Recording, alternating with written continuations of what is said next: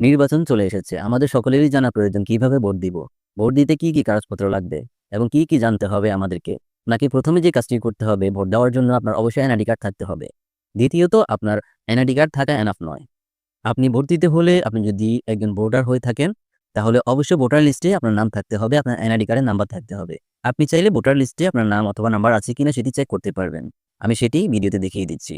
তাছাড়া আপনি যখন ভোট দিতে যাবেন, ভোট কেন্দ্রে প্রবেশ করার পরে কিন্তু পোলিং এজেন্ট আপনার কাছ থেকে এনআইডি কার্ড চাইবে।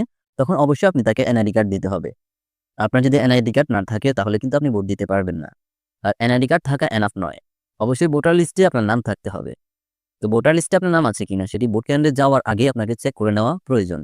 তা না হলে আপনি ভোট কেন্দ্রে যাবেন, অনেকগুলো সময় ব্যয় করবেন, আবার সেখান থেকে ব্যাক আসতে হবে। তো আপনি ভোট কেন্দ্রে যাওয়ার পূর্বে অবশ্যই চেক করে নিবেন আপনার ভোটার লিস্টে আপনার নামটি আছে কিনা।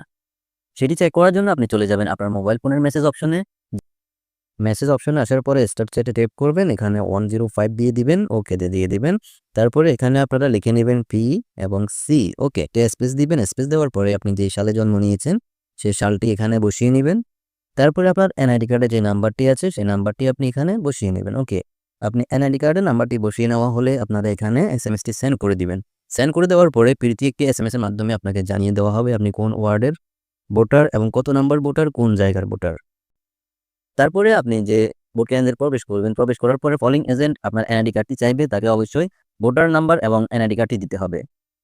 সে পুনরায় এটিকে চেক করবে, চেক করার পরেই আপনাকে কিন্তু গোপন কক্ষে প্রবেশ করতে বলবে। সেখানে আপনি আপনার পছন্দের প্রতীকে সিলটি মারবেন।